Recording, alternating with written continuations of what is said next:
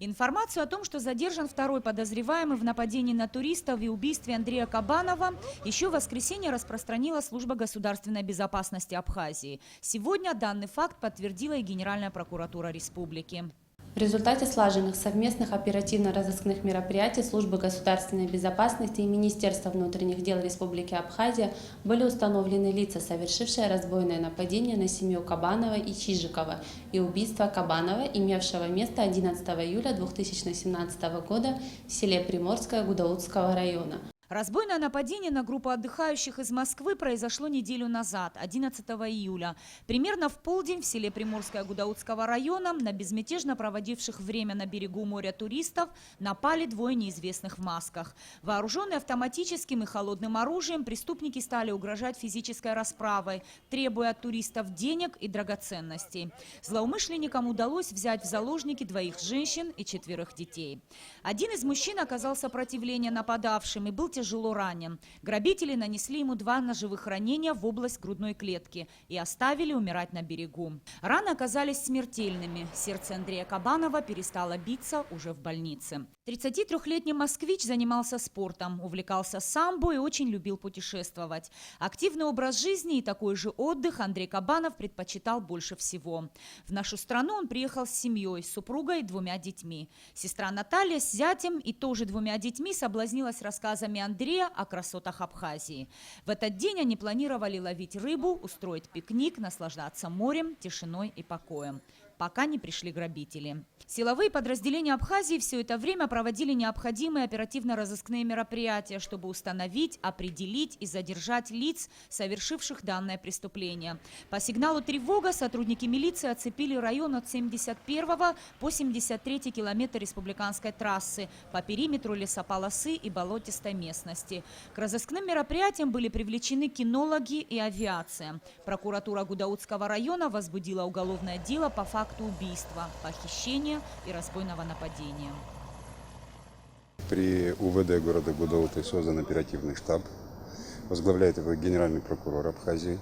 Работают оперативно-следственные группы, брошены все силы на раскрытие этого преступления. С утра здесь провел совещание оперативное сам президент республики. И президент держит на контроле. Каждый шаг наших оперативников докладывается ему напрямую. И ждем определенных результатов. Поиск преступников по горячим следам результатов не дал. МВД Абхазии даже назначило вознаграждение в 1 миллион рублей за информацию о напавших на российских туристов. Президент Рауль Хаджинба расследование уголовного дела взял под личный контроль. Спустя 2 дня правоохранители сообщили о задержании первого подозреваемого. Его имя в интересах следствия сразу не огласили. Генпрокуратура лишь сообщила, что проводятся мероприятия по сбору доказательств и причастности подозреваемого к совершению преступления. И вот спустя еще несколько дней уже названы имена людей, которые подозреваются в совершении этого жестокого и дерзкого преступления.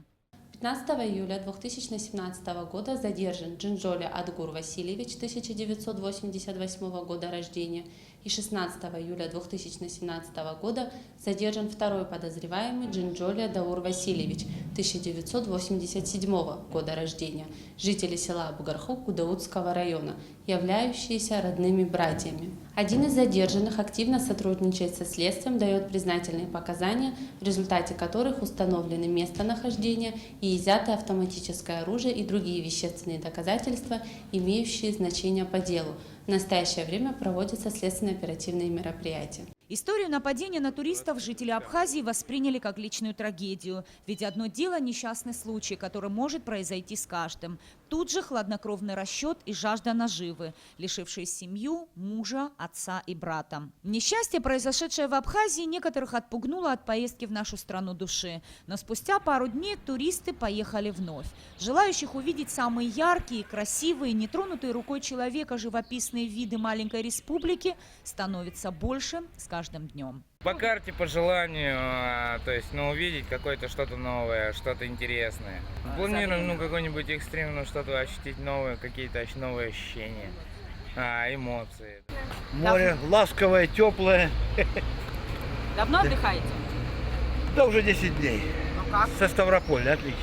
Нисфаршба, Алексея Гухава, Адам Урджения, Беслан Джинджоли. Абхазское телевидение.